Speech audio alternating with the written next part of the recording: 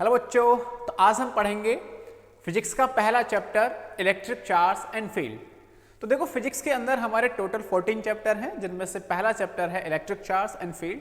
तो पार्ट 1 जो होता है फिजिक्स का, उसमें जनरली हम चार्जेस से रिलेटेड ही सारी चीज़ों को पढ़ते हैं फिजिक्स के अंदर। तो चार्ज बहुत ही ज़्यादा इंपॉर्टेंट चीज़ है, उसको आप सभी को बहुत ही अच्छे से पता होना चाहिए अगर 12th क्लास की फिजिक्स को बहुत शानदार लेवल से पढ़ना है। तो देखते हैं चार्ज होता क्या है, बहुत ही डिटेल में जाके इसको आज हम समझते हैं। देखो, आपने ये बचपन से या सुना होगा कि दो तरीके के चार्जेस होते हैं। कौन कौन से होते हैं भाई? पॉजिटिव चार्ज होता है, नेगेटिव चार्ज होता है। और ये भी आप जानते होंगे कि अपोजिट नेचर के अगर चार्जेस आ जाएं, जैसे एक पॉजिटिव है दूसरा नेगेटिव है, तो उनके बीच में अट्रैक्शन होता है। और लाइक चार्जेस आ जाएं, सेम टाइप के चार्जेस आ जाएं, जैसे पॉजिटिव पॉजिटिव है या नेगेटिव नेगेटिव है, तो उनके बीच में रिपल्शन होता है।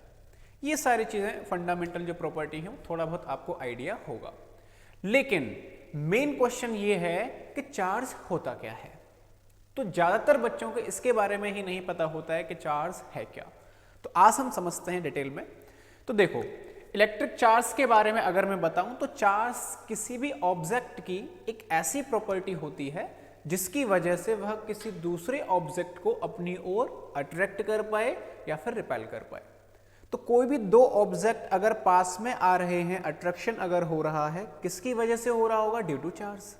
कोई भी दो ऑब्जेक्ट अगर एक दूसरे से दूर दूर जा रहे हैं, तो किसकी वजह से होता है? ड्यू टू चार्ज होता है। तो पूरा का पूरा खेल किसका होता है? यहाँ पे चार्जेस का ही होता है। आपने ये कई बार बचपन में देखा होगा, जैसे हमने बालों पे इस तरीके से घिसा, तो जैसे हमने घिसा तो यहाँ चार्ज आ जाता है।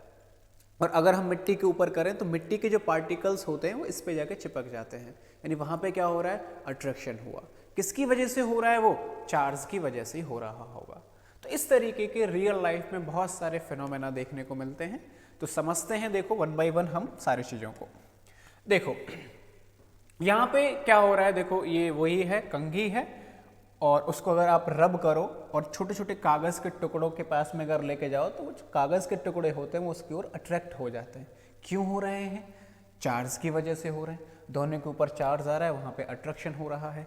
इस बच्चे के सिर पे ये जो गुब्बारे हैं वो जो है चिपके हुए हैं। क्यों हो रहे हैं? चार्जेस की वजह से हो रहे हैं। या आप इस चीज़ को देखो, यहाँ पे इसने यहाँ पे हाथ लगाया है और इसके जो बाल हैं वो दूर दूर हो चुके हैं। किसकी वजह से हो रहे हैं? चार्ज की वजह से हो रहे हैं। तो इसी के बारे में हम ये सारे के सारे जो फिनोमेना आपको दिख रहे हैं वो सब के सब चार्जेस के कारण ही हो रहा है। समझते हैं इसे डिटेल में थोड़ा सा कि चार्ज होता क्या है। तो देखो, this body is holding charge on its surface. तो एक बॉडी है, स्फीयर है, उसके ऊपर चारों ओर पॉजिटिव चार्ज रखा हुआ है। These charges are not in motion but stationary on surface। जो भी चार्ज है वो रुका हुआ है, तो मोशन में नहीं है। तो अगर चार्ज रेस्ट पर है, और रेस्ट पर अगर चार्ज है, तब हम जब पढ़ते हैं तो उसी को हम इलेक्ट्रोस्टैटिक के नाम से जानते हैं। किस नाम से जानते हैं भाई? इलेक्ट्रोस्टैटिक। इलेक्ट्रोस्टैटिक का ही मतलब होता है चार्ज एट रेस्ट। इलेक्ट्रोस्टैटिक का मतलब क्या होता है भाई? Charge at rest. जब चार्ज रुका हुआ होता है, रेस्ट पर होता है, जब जितनी भी चीज़ें हम उसके बारे में पढ़ेंगे तो उस यूनिट को हम बोलेंगे इलेक्ट्रोस्टैटिक्स या फिर स्टैटिक इलेक्ट्रिसिटी। क्या बोलेंगे? Static electricity. तो ये तब है जब चार्ज रुका हुआ हो, रेस्ट पर हो। नेक्स्ट है, अगर चार्ज मोशन में है, चार्ज अगर मूव कर रहा हो। चार्ज मूव कैसे कर रहा है? यहाँ पे एक डायग्राम से हम समझ सकते हैं। यहाँ पे देखो इलेक्ट्रॉन्स हैं, तो जो फ्री इलेक्ट्रॉन्स हैं वो मूव कर रहे हैं। इधर पॉजिटिव टर्मिनल है, इस साइड में नेगेटिव टर्मिनल है। तो इलेक्ट्रॉन के पास में कैसा चार्ज होता है भाई? नेगेटिव चार्ज होता है। तो नेगेटिव चार्ज पॉजिटिव चार्ज की ओर या पॉजिटिव टर्मिनल की ओर अट्रैक्ट हो रहे होंगे, तो धीरे धीरे इधर मूव कर रहे हैं। यानी इलेक्ट्रॉन अगर ये मूव कर रहे हैं इधर से इधर साइड में, तो इलेक्ट्रॉन अगर मूव कर रहे हैं यानी कि ये मोशन में है। और जब चार्ज मोशन में आ जाए, उसकी स्टडी को हम बोलते हैं डायनामिक और करंट इलेक्ट्रिसिटी। क्या बोलते हैं? डायनामिक और करंट इलेक्ट्रिसिटी। तो चार्ज अगर मोशन में है, मूव कर जाए, तो उससे ही इलेक्ट्रिसिटी बन जाती है। आपने 10th क्लास में भी पढ़ा होगा, I इज इक्वल टू होता है Q अपॉन T। यानी rate of flow of charge known as electric current, यानी चार्ज जहां पर फ्लो करता है उसका जो रेट है उसी को हम क्या बोल देते हैं, इलेक्ट्रिसिटी बोलते हैं। तो चार्ज अगर मोशन में है तो इलेक्ट्रिसिटी होती है, उसे हम आगे नेक्स्ट हमारा तीसरा जो चैप्टर है वो इलेक्ट्रिसिटी के बारे में ही 12th में आने वाला है। तो अभी तो हम इलेक्ट्रोस्टैटिक के बारे में पढ़ेंगे पहला चैप्टर और दूसरे चैप्टर के अंदर। नेक्स्ट है कंसेप्ट ऑफ चार्ज। चार्ज है क्या? तो वही है जो मैं अभी आपको समझा रहा था। चार्ज एक ऐसी प्रॉपर्टी होती है जिसकी वजह से वो किसी दूसरे ऑब्जेक्ट को अपनी ओर अट्रैक्ट करे या फिर रिपेल करे। अट्रैक्ट और रिपेल अगर हो रहा है उसी को हम क्या बोल देते हैं, चार्ज बोलते हैं। यहाँ पे आप समझते हैं, देखो it is the physical property. कौन सी प्रॉपर्टी है? Physical property of matter. किसी भी मैटर की वह फिजिकल प्रॉपर्टी होती है that causes it to experience a force when close to other electrically charged matter. तो जो भी चार्ज मैटर होते हैं वहां पर अट्रैक्शन या रिपल्शन यानी एक फोर्स लगेगा। किसकी वजह से लगता है? चार्ज की वजह से लगता है। तो फोर्स ऑफ अट्रैक्शन दो चीज़ें हैं, एक पॉजिटिव चार्ज एक नेगेटिव चार्ज पास पास में आ रहे हैं। किसकी वजह से आ रहे हैं? चार्ज आ गया होगा। यहाँ पर क्या हो रहा है? Force of repulsion.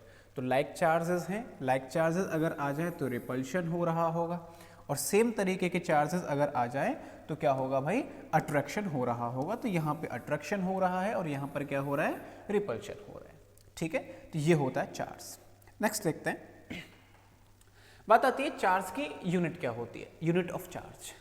तो चार्ज की यूनिट के बारे में, कूलाम के बारे में तो आप समझते होंगे, 10th क्लास में भी आपने पढ़ा होगा। तो ऐसा यूनिट की अगर मैं बात करूँ तो ऐसा यूनिट क्या होती है? इसकी कूलाम होती है।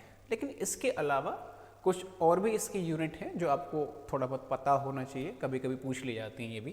तो इसकी अगर मैं सीजीएस यूनिट के बारे में बात करूं तो सीजीएस यूनिट होती है ईएसयू या फिर स्टैट कूलाम। क्या बोला मैंने?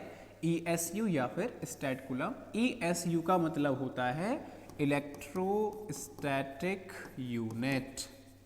क्या बोला है? इलेक्ट्रोस्टैटिक यूनिट, ईएसयू, इसी को बोला जाता है। इसकी एक इलेक्ट्रोमैग्नेटिक यूनिट भी होती है। इलेक्ट्रोमैग्नेटिक यूनिट कौन सी होती है? एब कूलाम। तो या तो एब कूलाम बोलोगे या फिर इसी को इलेक्ट्रोमैग्नेटिक यूनिट को ही हम किससे रिप्रेजेंट कर देते हैं भाई? EMU से भी आप रिप्रेजेंट कर सकते हो। तो ये इसकी यूनिट होती हैं। अब बात आती है कि भाई कूलाम में और ESU में क्या रिलेशन है। तो हम देख सकते हैं एक कूलाम बराबर होता है 3 × 10⁹ ESU के। तो सभी बच्चों को ये रिलेशन याद होना चाहिए। एक कूलाम कितने ESU के बराबर होता है? 3 × 10⁹ ESU के बराबर रहेगा। दूसरा है एक EMU। तो एक EMU बराबर होता है 3 × 10⁸ ESU के बराबर। तो इस तरीके से आप इनके बीच में रिलेशन बता सकते हो। तो देखो आपने कूलाम और ESU के बीच में रिलेशन पता कर लिया है और EMU और ESU के बीच में रिलेशन पता कर लिया है। आपसे अगर पूछ लिया जाए कि एक कूलाम और एक EMU में क्या रिलेशन होगा तो बहुत ही सिंपल तरीके से निकाल सकते हो। कैसे निकाल पाओगे भाई? इन दोनों को आप डिवाइड कर दीजिए।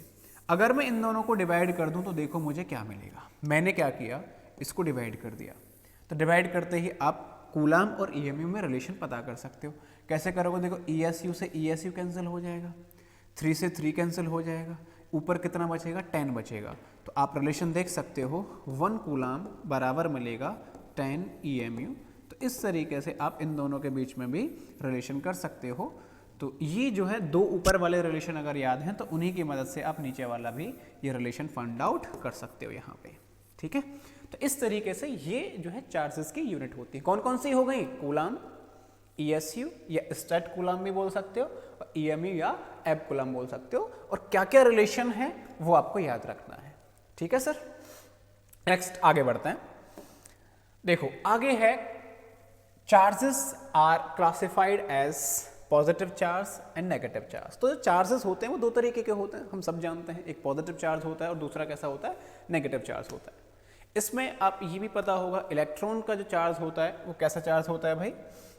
नेगेटिव। तो इलेक्ट्रॉन का तो नेगेटिव चार्ज होता है। और प्रोटॉन का कैसा चार्ज होता है? पॉजिटिव चार्ज होता है।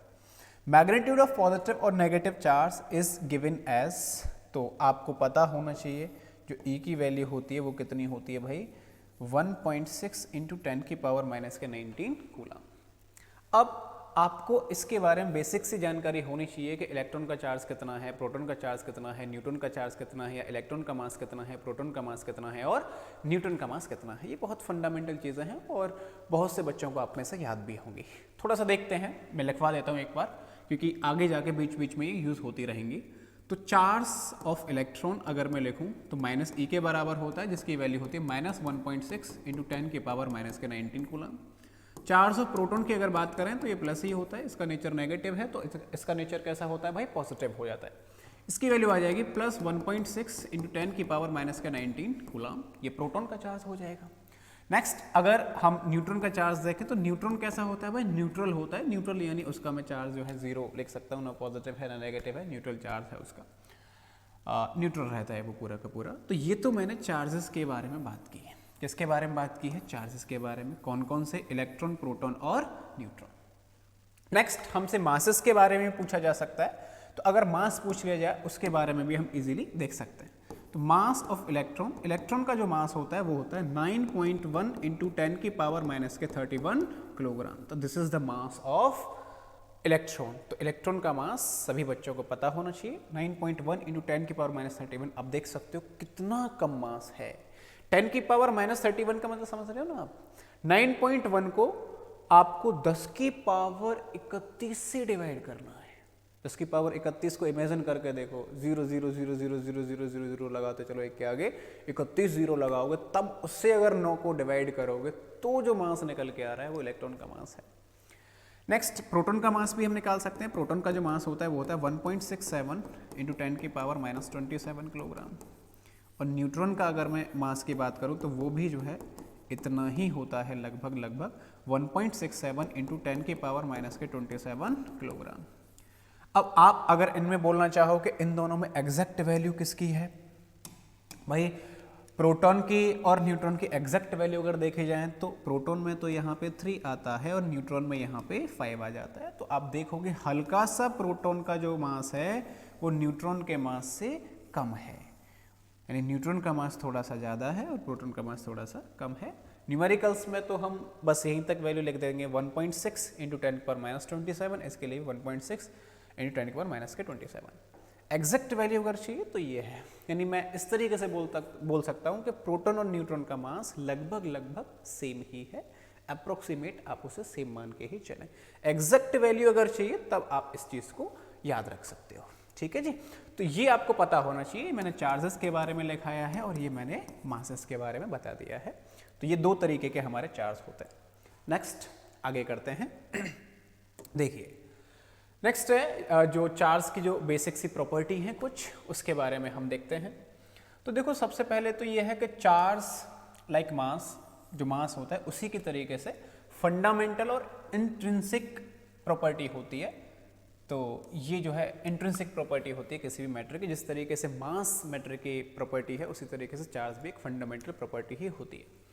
अब इसका जो मेन प्रॉपर्टी है वो क्या होती है, unlike charges attract each other and like charges repel each other. इसका क्या मतलब है भाई, इसका मतलब सिंपल सा है कि अगर पॉजिटिव और नेगेटिव चार्ज दे रखे हों या नेगेटिव और पॉजिटिव चार्ज दे रखे हों, यानी अनलाइक है, पॉजिटिव नेगेटिव नेगेटिव पॉजिटिव, तो उनके बीच में क्या होता है भाई साहब, अट्रैक्शन, एक दूसरे के पास पास आने चाहेंगे। तो एक पॉजिटिव है एक नेगेटिव है, अपोजिट नेचर हो गया, अपोजिट नेचर के बीच में अट्रैक्शन होगा। हमेशा अपोजिट नेचर किधर आना चाहेगा, पास पास आना चाहेगा, आकर्षण होगा, अट्रैक्शन होगा, पास पास में आना चाहते हैं। लेकिन अगर लाइक चार्जेस आ जाएं, लाइक चार्जेस का मतलब है उनका नेचर सेम हो जाए, जैसे पॉजिटिव पॉजिटिव हो जाए या नेगेटिव नेगेटिव हो जाए, तो लाइक चार्जेस हो गए तो उनके बीच में क्या होता है भाई साहब, रिपल्शन होना स्टार्ट हो जाएगा। तो इनके बीच में रिपल्शन हो, यानी एक जैसे अगर हैं, एक जैसे अगर चार्जेस आ जाएं तो वो एक दूसरे से दूर दूर जाएंगे, और अपोजिट नेचर के चार्जेस आ जाएं तो एक दूसरे के पास पास आना चाहते हैं। तो this is the fundamental property of the charge. यही तो पूरी की पूरी इस नेचर की प्रॉपर्टी है। अपोजिट नेचर पास पास आना चाहता है और लाइक नेचर अगर है, लाइक चार्जेस अगर है तो वो दूर दूर जाना चाहते हैं। ठीक है। तो ये एक बेसिक सी प्रॉपर्टी, आप ऐसे इस तरीके से समझ सकते हो कि मेरे पास एक नेगेटिव चार्ज है, ये नेगेटिव चार्ज है, दोनों को मैंने लटका रखा है, दोनों के पास नेगेटिव है, तो एक दूसरे से दूर जाना चाहेंगे, रिपल्शन होगा। क्या हो रहा है भाई, यहाँ पे रिपल्शन हो रहा है, ये इसको धक्का दे रहा होगा, ये इसको धक्का दे रहा होगा, रिपेल कर रहे हैं। सेम बिल्कुल वैसे ये पॉजिटिव है, ये भी पॉजिटिव है, तो इनके बीच में भी क्या हो रहा होगा भाई साहब, रिपल्शन हो रहा होगा, दोनों एक दूसरे को धक्का दे रहे होंगे, दूर दूर जाना चाहेगा। ये क्या है भाई, एक नेगेटिव एक पॉजिटिव, दोनों अपोजिट नेचर के हो गए। अपोजिट नेचर के अगर हैं तो उनके बीच में क्या हो रहा होगा, अट्रैक्शन होगा। तो अपोजिट नेचर है अट्रैक्शन, तो यहाँ पर अट्रैक्शन हो गया है। यहाँ सेम नेचर है पॉजिटिव पॉजिटिव, तो क्या हो गया, रिपल्शन हो गया है। और यहाँ पे भी सेम नेचर है, एक नेगेटिव सेम नेचर है, लाइक चार्जेस हैं, इसका मतलब यहाँ पे भी क्या हो गया, रिपल्शन हो गया है। तो लाइक चार्जेस रिपेल करेंगे और अनलाइक चार्जेस अट्रैक्ट करेंगे। ठीक है, ये है चार्ज की एक बेसिक सी प्रॉपर्टी। ठीक है, नेक्स्ट करते हैं। तो देखो कुछ प्रॉपर्टी है, electric charge is always conserved, इनके बारे में अभी हम थोड़ा सा आगे डिटेल में बात करेंगे। कंजर्व्ड रहता है हमेशा टोटल चार्ज, क्वांटाइज्ड रहता है टोटल चार्ज, ये भी हम आगे पढ़ेंगे। एडिटिविटी ऑफ चार्ज, इसके बारे में भी अभी हम पढ़ने वाले हैं। और नेक्स्ट है हमारा कि जो electric charge is invariant as it does not depend upon the motion of the charged body और द ऑब्जर्वर। मैथमेटिकली आप इसे लिख सकते हो कि charge at rest is equal to charge in motion. तो जो चार्ज रेस्ट में होता है वही चार्ज मोशन में भी होता है। चार्ज वेरी नहीं करता है अगर वो मोशन कर रहा हो। देखो मास वेरी करता है, मास अगर कोई ऑब्जेक्ट मूव कर रहा है तो उसका मास वेरी करता है। डायनामिक मास की वैल्यू कुछ अलग होती है, रेस्ट मास की वैल्यू कुछ अलग होती है, लेकिन चार्ज की वैल्यू जो है वेरी नहीं करती है। और वेरी नहीं करती है इसीलिए इसको हम क्या बोलते हैं, इनवेरिएंट। इनवेरिएंट का मतलब है वेरिएबल नहीं है, वेरी नहीं करेगी, इसी को हम इनवेरिएंट के नाम से जानते हैं। मास के बारे में आप जानते हो ना, डायनामिक मास जो होता है वो बराबर होता है m0 upon under root of 1 minus v square upon c square. This is the formula of dynamic mass. तो md का मतलब तो यहाँ पे क्या होता है, डायनामिक मास है। m0 जो होता है इसका मास होता है रेस्ट मास। तो ये रेस्ट वाला मास है, ये रेस्ट मास है, और ये कौन सा है, डायनामिक मास है। तो डायनामिक मास जो होता है अगर आपको निकालना है तो वेरी करेगा, कब, जब पार्टिकल मूव कर रहा हो। ठीक है, और आपको यहाँ पे एक चीज़ और ध्यान रखनी है भाई, क्या याद रखनी है कि हम ये जानते हैं कि सबसे ज़्यादा जो स्पीड होती है वो किसकी होती है, लाइट की होती है। आप इसी फॉर्मूले से ये बता सकते हो कि किसी भी पार्टिकल की स्पीड लाइट की स्पीड से ज़्यादा नहीं होगी। क्यों नहीं होगी वो आप देख सकते हो। अगर किसी पार्टिकल की स्पीड यदि v की वैल्यू c से ज़्यादा हो जाए, v की वैल्यू c से ज़्यादा, यानी पार्टिकल की स्पीड जो है, स्पीड ऑफ लाइट की स्पीड से ज़्यादा हो जाए, तब देखो क्या होगा। अगर ऊपर वाला ज़्यादा है नीचे वाला कम है तो ये ओवरऑल जो वैल्यू मिलेगी वो कैसी मिलेगी, एक से बड़ी मिलेगी। तो एक में से अगर एक से बड़ी वैल्यू आप घटाओगे तो अंडर रूट में नेगेटिव वैल्यू आ जाएगी। नेगेटिव का मतलब है इमेजिनरी चीज़ बन जाती है वो। तो नेगेटिव अगर अंडर रूट में आ रहा है इसका मतलब है मास जो है वो इमेजिनरी के फॉर्म में आ जाएगा, जो कि कभी पॉसिबल नहीं होता है। इसीलिए आप इस फॉर्मूले से बता सकते हो कि सबसे ज़्यादा जो स्पीड होती है वो किसकी होती है भाई, लाइट की ही होती है। पार्टिकल की स्पीड कभी भी ज़्यादा नहीं हो सकती है। तो आप क्या बोलोगे कि जो v होता है वो हमेशा ही c से छोटा होता है। तो मास तो देखो वेरी करता है अगर पार्टिकल मूव कर रहा है तो, लेकिन चार्ज वेरी नहीं करेगा। इसी को हम जो है इनवेरिएंट प्रॉपर्टी बोलते हैं, और इनको अभी हम आगे पढ़ेंगे। कंजर्व्ड, क्वांटाइजेशन और एडिटिविटी अभी जो है पढ़ेंगे इसे। देखो नेक्स्ट है हमारा जो चार्ज है, charge density is maximum at sharply curved surface then flat surface. इसको आप ऐसे समझो कि अगर कोई ऑब्जेक्ट बिल्कुल सिमेट्रिकल है, जैसे फुटबॉल है, इस तरीके से आप मान सकते हो, फुटबॉल टाइप एक तरीके से सिमेट्रिक है। तो कोई भी ऑब्जेक्ट अगर सिमेट्रिक है, सिमेट्रिक सरफेस है, तो चार्ज का डिस्ट्रीब्यूशन यूनिफॉर्मली होता है, हर जगह एक जैसा चार्ज का डिस्ट्रीब्यूशन होगा। लेकिन अगर वो सिमेट्रिक नहीं है, कहीं पे पास पास आ रहा है, कहीं पे दूर दूर जा रहा है, अब देखो ये सिमेट्रिक है तो चार्ज एक तरीके से डिस्ट्रीब्यूट हो रखा है। यहाँ ये सिमेट्रिक नहीं है, तो जहाँ पे सिमेट्रिक नहीं है, जहाँ शार्प कॉर्नर आ जाए वहाँ पे डेंसिटी ज़्यादा हो जाती है, यानी चार्ज की वैल्यू ज़्यादा हो जाती है। और यहाँ पे चार्ज की वैल्यू क्या हो जाएगी, कम हो जाएगी। तो इस तरीके से आप समझोगे कि जहाँ पे शार्पली सरफेस आ जाए वहाँ पे चार्ज डेंसिटी मैक्सिमम हो जाती है, ज़्यादा हो जाती है। लेकिन अगर सिमेट्रिक है तो चार्ज की वैल्यू हर जगह बिल्कुल सेम रहती है भाई, ठीक है। तो ये थोड़ा सा याद रखना है आपको इस चीज़ को। नेक्स्ट आगे करते हैं वही अभी जो हम आप बता रहे थे थोड़ी देर पहले, तो additivity of charge. Additivity of charge का देखो मतलब क्या है। इसका मतलब होता है कि जो चार्ज होता है ना, स्केलर क्वांटिटी होता है। कैसी क्वांटिटी होता है, स्केलर। तो चार्ज स्केलर क्वांटिटी है, और स्केलर क्वांटिटी अगर है इसका मतलब है उसके पास कोई भी डायरेक्शन नहीं है, केवल और केवल क्या होता है भाई, उसके पास मैग्नीट्यूड, ओनली मैग्नीट्यूड। और मैग्नीट्यूड है यानी नो डायरेक्शन, कोई डायरेक्शन नहीं है।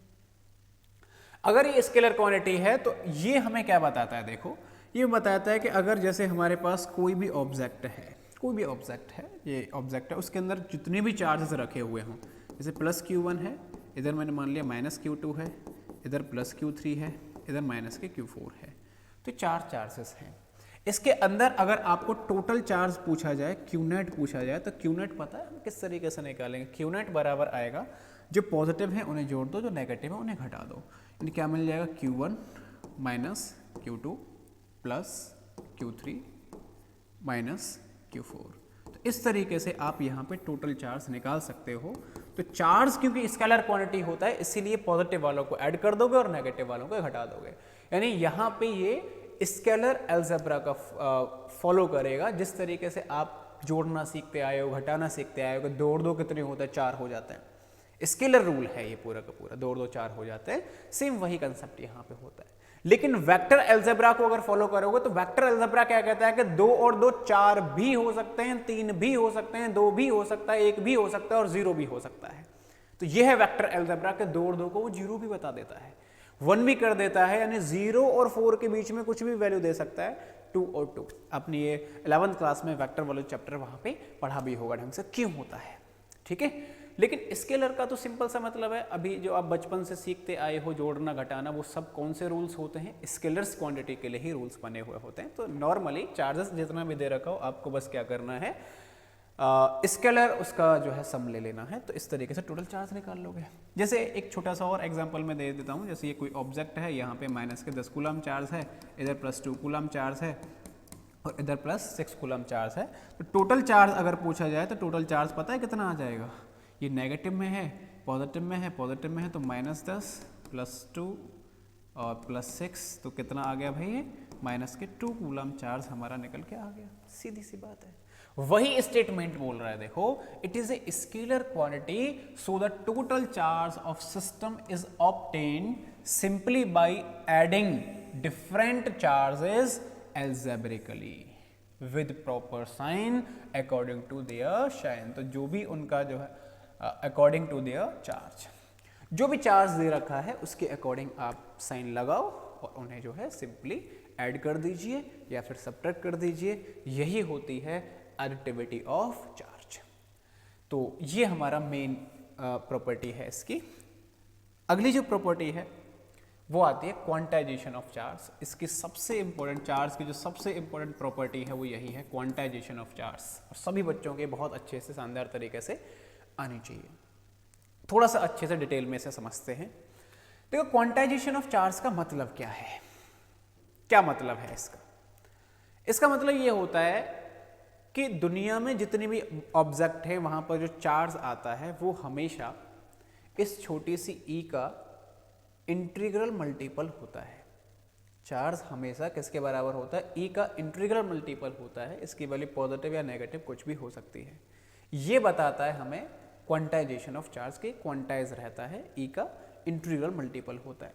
यहाँ पे इस n की वैल्यू कुछ भी हो सकती है, 1 2 0 भी हो सकती है, 0 1 2 3 4 5 कुछ भी हो सकती है। और ये जो E है, E वही बेसिक चार्ज जो हमारा होता है 1.6 × 10⁻⁻19 कूलम, ये वो E है। तो चार्ज हमेशा इस फॉर्म में रहेगा, उसी को हम बोलते हैं क्वांटाइजेशन ऑफ चार्ज। समझते हैं इसे डिटेल में। जैसे मेरे पास 2 ऑब्जेक्ट हैं, this is first and this is second. शुरुआत में दो ऑब्जेक्ट हैं, तो इसका मतलब जितने यहाँ पे इलेक्ट्रॉन हैं, अगर ये न्यूट्रल है, ये भी न्यूट्रल है, ये भी न्यूट्रल, न्यूट्रल कब होगा, जितने यहाँ इलेक्ट्रॉन है उतने ही प्रोटॉन होंगे, जितने यहाँ इलेक्ट्रॉन है उतने ही प्रोटॉन होंगे। अगर मैं किसी ऑब्जेक्ट में से इलेक्ट्रॉन को बाहर निकाल दिया, यानी नेगेटिव चार्ज को कम कर दिया, इसके मतलब है उसके ऊपर कैसा चार्ज आता है, पॉजिटिव चार्ज आ जाता है। और किसी ऑब्जेक्ट को मैंने इलेक्ट्रॉन दे दिया, यानी नेगेटिव चार्ज उसको बढ़ा दिया है, यानी उस पर नेगेटिव चार्ज आ जाता है। तो कोई भी ऑब्जेक्ट अगर इलेक्ट्रॉन को लूज करता है, इसका मतलब वो पॉजिटिव हो जाता है, और जो ऑब्जेक्ट इलेक्ट्रॉन को गेन करेगा उसके ऊपर नेगेटिव चार्ज आ जाएगा, क्योंकि इलेक्ट्रॉन नेगेटिव चार्ज है। अब आप देखोगे, मैंने मान लिया यहाँ से मैंने इधर इलेक्ट्रॉन का ट्रांसफर करना है। क्या करना है, ऑब्जेक्ट फर्स्ट से ऑब्जेक्ट सेकंड पे इलेक्ट्रॉन का ट्रांसफर करना है। अगर मैं इधर से इलेक्ट्रॉन इधर निकाल के दे रहा हूँ, इसका मतलब ये पॉजिटिव हो जाएगा और ये कैसा हो जाएगा, नेगेटिव हो जाएगा। अगर मैं बोलूं कि मैंने केवल और केवल एक इलेक्ट्रॉन का ट्रांसफर किया है, कितने इलेक्ट्रॉन का ट्रांसफर किया है, एक इलेक्ट्रॉन का ट्रांसफर किया है, तो अगर मैं एक इलेक्ट्रॉन को ट्रांसफर करूं तो यहां पर चार्ज कितना आ जाएगा पता है, प्लस ई के बराबर, और यहां पर कितना आ जाएगा, माइनस ई के बराबर। अगर मैं बोल दूं जी मैंने तो दो इलेक्ट्रॉन को ट्रांसफर कर दिया है, तो दो इलेक्ट्रॉन का मतलब है यहाँ प्लस 2e चार्ज आ जाएगा और यहाँ पे माइनस के 2e चार्ज आ जाएगा।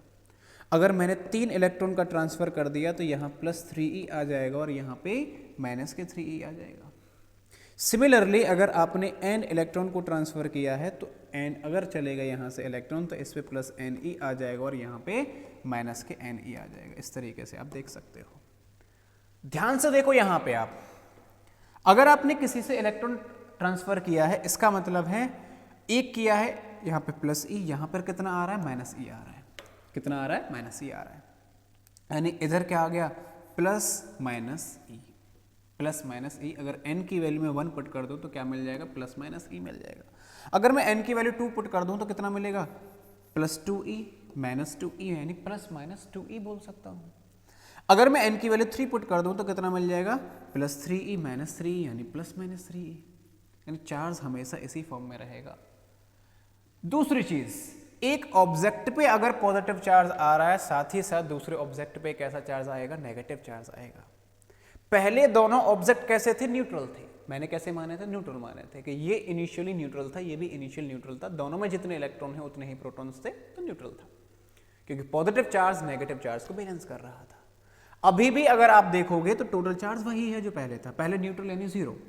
तो एक इलेक्ट्रॉन जब आपने इसको इससे निकाल के दूसरे को दिया तो इस पे प्लस ई है, इस पे माइनस ई है, दोनों को जोड़ो कितना आया, 0 आया। दो इलेक्ट्रॉन अगर निकाल दिए, प्लस 2e है माइनस 2e है, दोनों को जोड़ो कितना आया, 0 आया।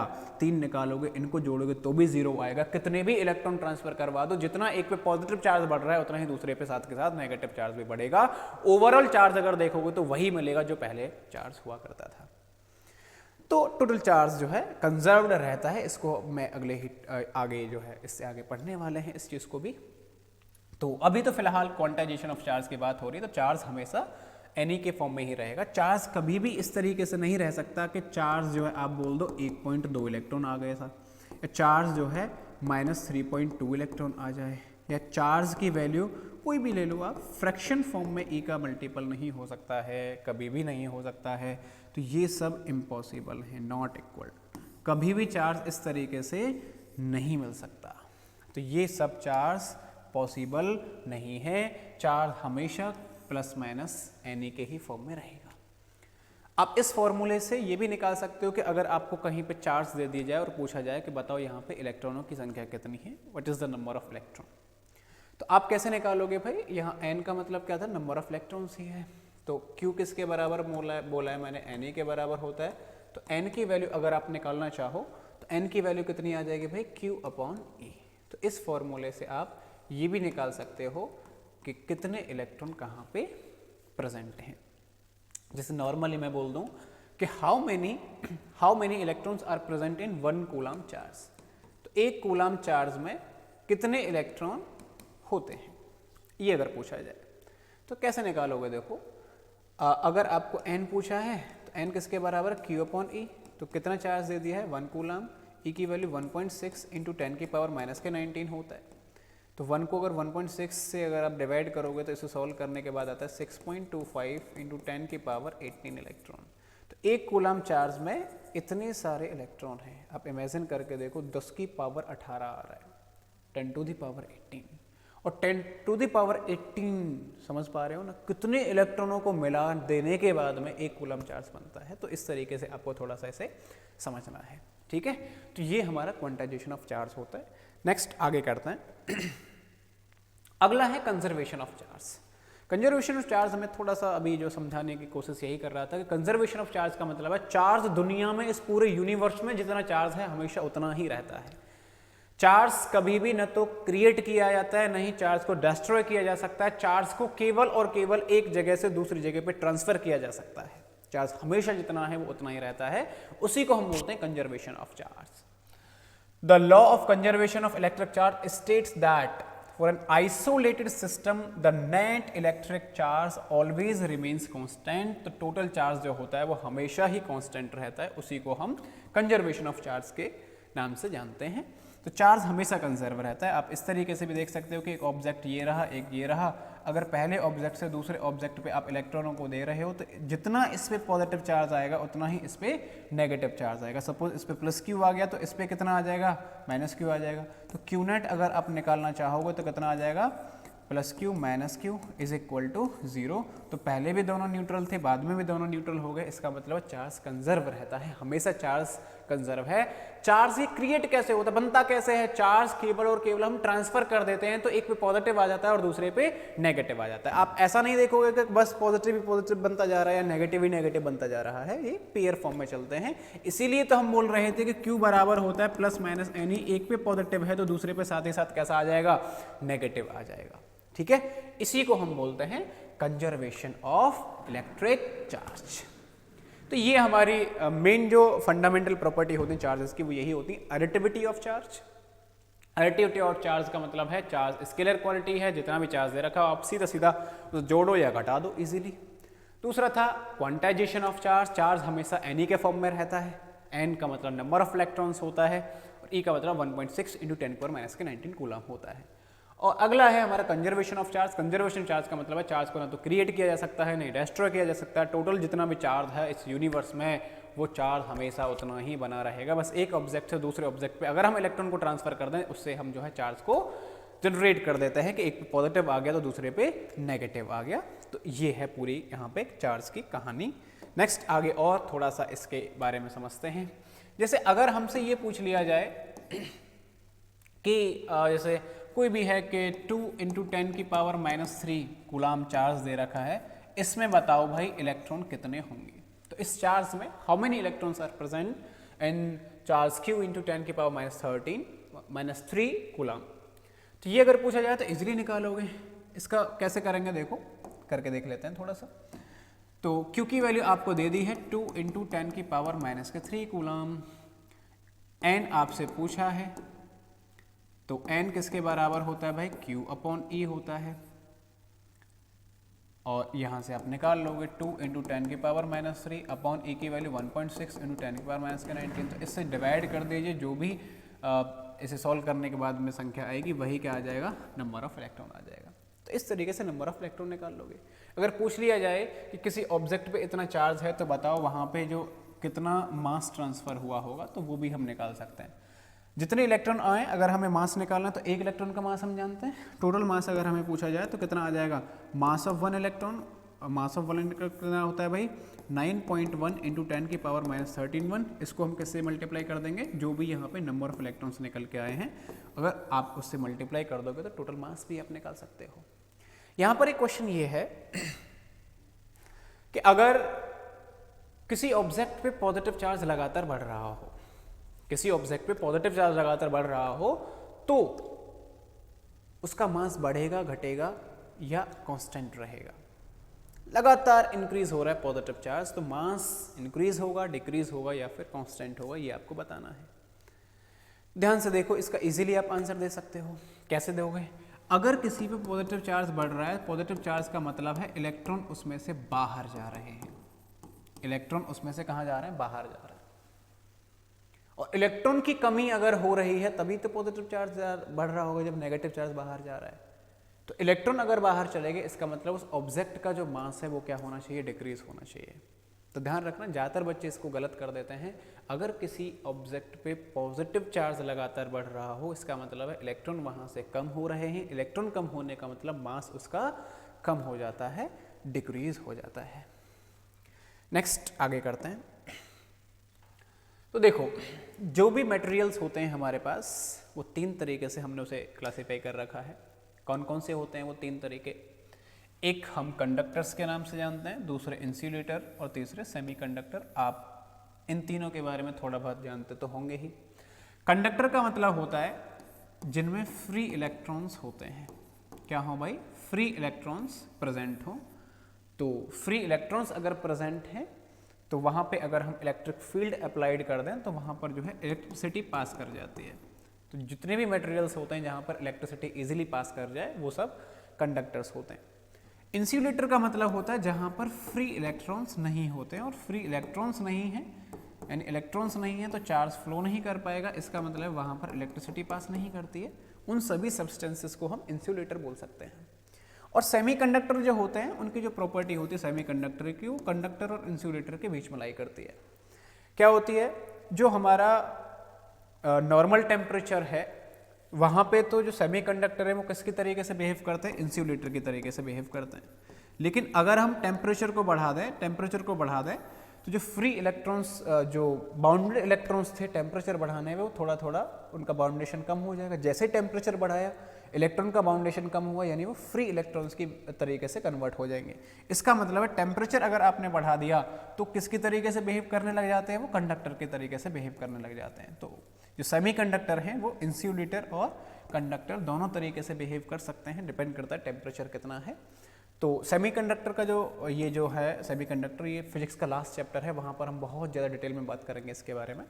तो अभी तो मैंने थोड़ा बहुत आपको इसके बारे में बता दिया है। देखो और डिटेल में, कंडक्टर जो है, कंडक्टर होता क्या है? Conductor is a material through which charge flows easily. तो चार्ज अगर इजीली फ्लो कर जाए उसी को हम कंडक्टर बोलते हैं। और एग्जांपल आप देख सकते हो, जितने भी मेटल्स होते हैं, मेटल्स में क्या होते हैं भाई? सभी के सभी जितने भी मेटल्स होते हैं फ्री इलेक्ट्रॉन्स होते हैं। फ्री इलेक्ट्रॉन्स अगर हैं इसका मतलब वहाँ पे इजीली चार्ज फ्लो कर जाता है। ग्रेफाइट कंडक्टर होता है। ह्यूमन बॉडी तो आप जानते ही हो, ह्यूमन बॉडी में कितना तगड़े तरीके से बिजली का झटका लगता है, इसका मतलब है वो कंडक्टर तो है ही है। अब यहाँ पे ग्रेफाइट है। ग्रेफाइट तो आप जानते होंगे, ग्रेफाइट जो होता है क्या होता है? जो पेंसिल होती है, पेंसिल के अंदर में एक छोटी सी जो रॉड होती है पतली सी ब्लैक कलर की, वही किसकी बनी होती है? ग्रेफाइट की बनी हुई होती है। उसमें करंट आता है, ध्यान रखना। तो कभी भी ऐसा मत कर देना। एक बार ऐसा हो गया था कि जैसे पेंसिल है, उसको कुछ बच्चों की आदत होती है बचपन में वो दोनों ओर से छील लेते हैं। अगर पेंसिल को आपने दोनों ओर से जो है छीला है और उसको बिजली के जो स्विच होते हैं उनके अंदर अगर आप घुसा रहे हो, तो एक बच्चा था उसने दोनों ओर से छीला हुआ था, बिजली के अंदर जैसे आपने उसे जो स्विच होता है, बिजली का बोर्ड होता है, उसमें अगर करोगे तो वो जो है उस बच्चे को करंट लग गया था और तभी के तभी जो है ख़त्म हो गया था। कुछ ही दिन पहले की न्यूज़पेपर में न्यूज़ भी आई थी। तो आपको कभी भी नहीं करना कि पेंसिल को दोनों ओर से छीलो, ठीक है? और छील भी रहे हो तो ये उताताई वाले काम नहीं करने हैं कि जो है स्विच में आप जो है कर रहे हो तो उससे जो है इलेक्ट्रिसिटी आती है, क्योंकि ये किसकी बनी हुई होती है भाई? ग्रेफाइट की होती है। तो ग्रेफाइट यानी उसमें इलेक्ट्रिक करंट आता है। ये सब कंडक्टर होते हैं। नेक्स्ट होता है हमारा इंसुलेटर। इंसुलेटर का मतलब क्या होता है? जहाँ पे चार्ज बहुत ही पुअरली या फिर उसमें फ्लो ही ना करे, उसको हम इंसुलेटर बोलते हैं। एग्जाम्पल आप देख सकते हो, जैसे लकड़ी है, लकड़ी में बिजली नहीं आती है, रबर है उसमें बिजली नहीं आती है, प्लास्टिक है, प्योर वाटर है, उसमें भी इलेक्ट्रिक करंट नहीं आता है। प्योर वाटर, ध्यान से देखो इसे, प्योर वाटर के अंदर इलेक्ट्रिसिटी नहीं आती है। इंसुलेटर होता है प्योर वाटर। अब आप कहोगे प्योर वाटर मिलता कहाँ पे है? तो प्योर वाटर जो होता है, कई बुक्स में लिखा होता है कि जो रेन वाटर होता है वो प्योर वाटर होता है। अब बच्चे क्या करने लग जाते हैं कि बारिश हुई, बारिश का पानी इकट्ठा कर लिया, उसमें तार डाला और दूसरी तरफ हाथ डाला। तो ऐसा मत कर देना। जैसे ही बारिश के पानी में तार डाल के आप हाथ डाल दोगे तो है ना, तो बहुत कुछ हो जाएगा, झटका लगेगा बहुत तगड़ा वाला। क्योंकि जो बारिश का पानी है, वो जो पानी ऊपर था तब तक प्योर था, जब वो नीचे आ रहा है तो एटमॉस्फेयर से बहुत सारी उसमें इम्प्योरिटीज मिक्स हो जाती है, बहुत सारे आयंस मिक्स हो जाते हैं। आयंस अगर मिक्स हो गए इसका मतलब है उसमें चार्ज फ्लो कर सकता है। नीचे आते आते वो पूरी तरीके से प्योर नहीं रहा है, इसीलिए उसमें इलेक्ट्रिसिटी आती है। फिर आप कहोगे प्योर कहाँ मिलेगा? तो प्योर वाटर ऐसा नहीं है कि जो ये आजकल के वो फिल्टर करने वाले जो पानी आ रहे हैं, आरओ वगैरह आप देख रहे हो, तो उससे भी पूरी तरीके से प्योर वाटर नहीं बनता है, क्योंकि उसमें भी थोड़े बहुत आयंस होते हैं, इम्प्योरिटीज होती हैं, तो उसमें भी इलेक्ट्रिक करंट आता है। आपने देखा होगा प्योर वाटर, जैसे डॉक्टर होते हैं ना, जब इंजेक्शन लगाते हैं तो एक वाइट सा लिक्विड उसमें मिलाते हैं, तो वो जो वाइट लिक्विड उसके अंदर होता है वो जो है प्योर वाटर होता है, तो उसमें इलेक्ट्रिसिटी पास नहीं करती है, तो वही जो है प्योर वाटर है। तो ध्यान रखेंगे प्योर वाटर इंसुलेटर होता है। ज़्यादातर बच्चे सोचते हैं कि जो वाटर है वो कंडक्टर होना चाहिए, लेकिन प्योर वाटर की अगर हम बात करें तो इंसुलेटर की कैटेगरी में आएगा। नेक्स्ट है सेमीकंडक्टर। तो electric properties of semiconductor lies in between conductor and insulator, दोनों के बीच में लाई करती हैं।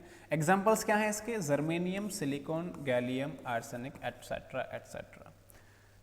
इसे आप ऐसे ध्यान रखो, जो कार्बन फैमिली होती है, कार्बन फैमिली यानी कहे सीता जी सुनो प्रभु, कार्बन फैमिली के जो एलिमेंट्स होते हैं ना, वो जनरली ज़्यादातर उसमें से सेमीकंडक्टर्स ही हैं। तो इनमें से भी ज़्यादातर जो यूज़ किया जाता है सेमीकंडक्टर के फॉर्म में, वो सिलिकॉन और जर्मेनियम को ज़्यादातर मेनली सेमीकंडक्टर्स के रूप में इनका जो है यूज़ किया जाता है। तो कार्बन फैमिली ही सेमीकंडक्टर्स होती है, पूरे जितने भी एलिमेंट्स होते हैं। कहे सीता जी सुनो प्रभु, इससे आप याद रख सकते हो। ठीक है, तो ये हमारे तीनों तरीके के मटेरियल्स थे। अब आ रहा है हमारा अगला टॉपिक, इलेक्ट्रिफिकेशन। इलेक्ट्रिफिकेशन का मतलब है आपको किसी भी ऑब्जेक्ट को किस तरीके से चार्ज करना है, मेथड ऑफ चार्जिंग भी आप बोल सकते हो। चार्जिंग करने के तरीके क्या हैं? तो एक तो चार्ज करने का तरीका ये हो सकता है कि इलेक्ट्रॉन को बस ट्रांसफ़र करना है। इलेक्ट्रॉन को ट्रांसफ़र करने के वैसे तो बहुत सारे तरीके हैं, हम इसमें से मेन जो हैं उनको हम पढ़ेंगे। तो पहला तो होता है फ्रिक्शन। अगर आप कहीं भी दो ऑब्जेक्ट को रबिंग कर रहे हो, दोनों अलग अलग ऑब्जेक्ट हैं, उन्हें रबिंग कर रहे हो, तो एक ऑब्जेक्ट से दूसरे ऑब्जेक्ट पे चार्ज आ जाता है, इलेक्ट्रॉन ट्रांसफर हो जाते हैं और उन पे क्या आ जाता है? चार्ज। एक पे पॉजिटिव आ रहा है तो दूसरे पे क्या आता है? नेगेटिव आता है। तो ये भी एक तरीका है, ज़्यादातर यही यूज़ किया जाता है।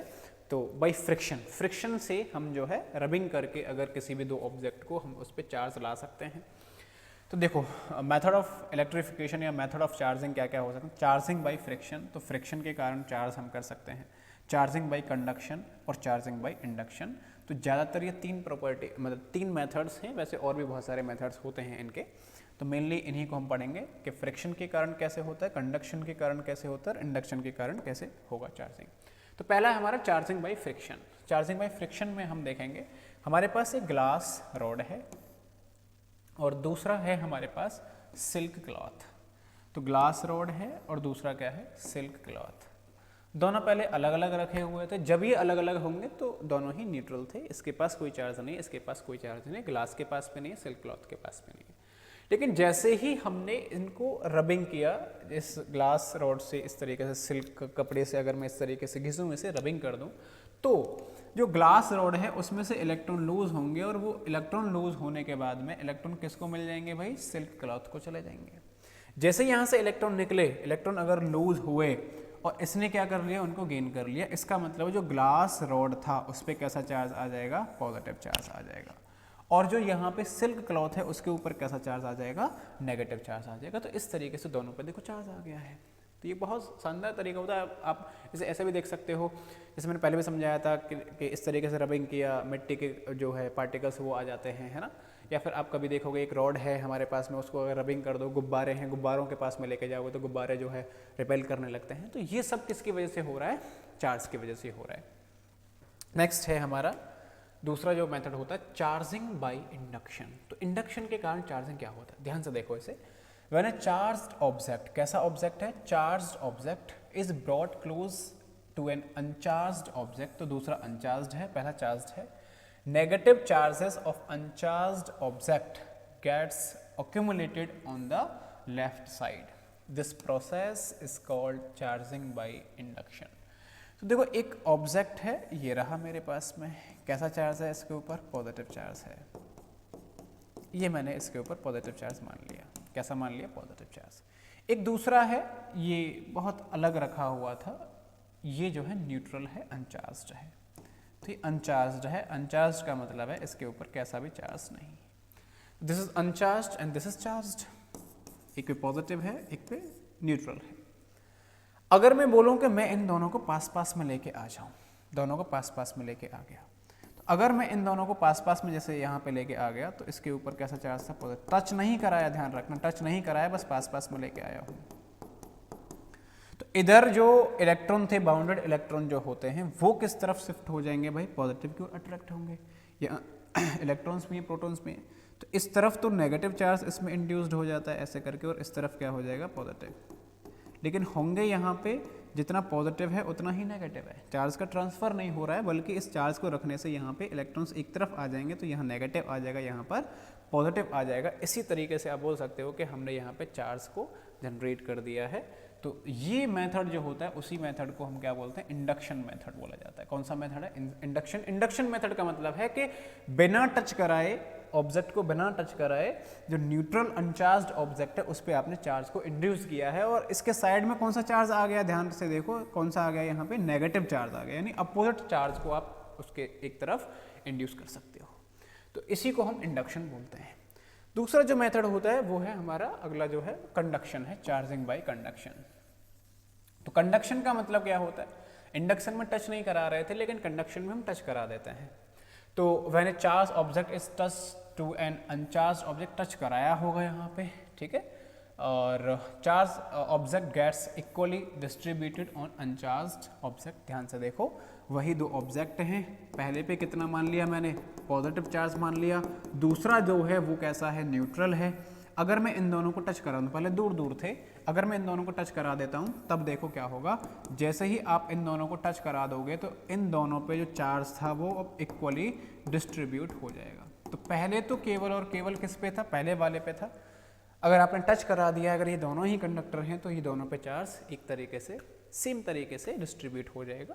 तो ये जो मेथड होता है इसी को हम बोलते हैं कंडक्शन। तो यहाँ टच कराने के बाद में चार्ज जनरेट हो रहा है, लेकिन यहाँ पर कैसा है, सेम ही है।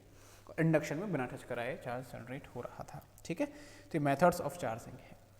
नेक्स्ट एक क्वेश्चन है, when a glass rod is rubbed with A silk, the glass rod loose electrons and the silk gains equal amount of electrons, this process is called. तो इस प्रोसेस को हम क्या बोलते हैं, charging by induction, charging by friction. तो यही होना चाहिए, फ्रिक्शन के कारण ये चार्जिंग हो रही थी, तो चार्जिंग बाय फ्रिक्शन इसका सही आंसर आ जाएगा।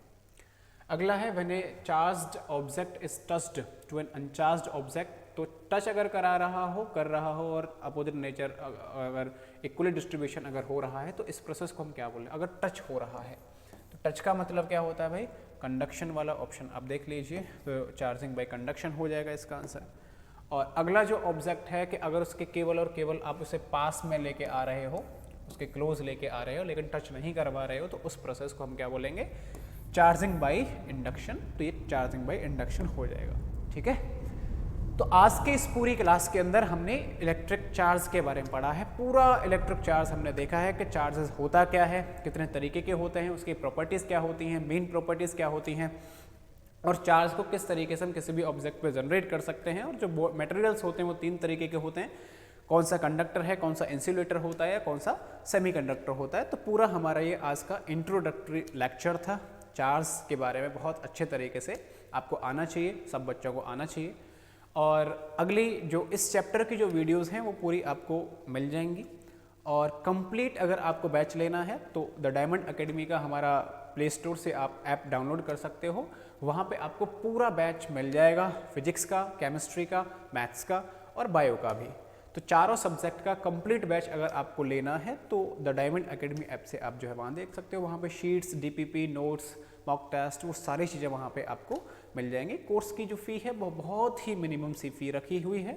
आपको लगभग एक सब्जेक्ट का मात्र 500 रुपये, 500 रुपीज़ एक सब्जेक्ट की कंप्लीट पूरे सब्जेक्ट की फ़ी पे करनी होगी, जिसमें आपको कंप्लीट उसमें material, study materials, notes, mock test वगैरह सारी चीज़ें वहाँ पे अवेलेबल हैं, ठीक है।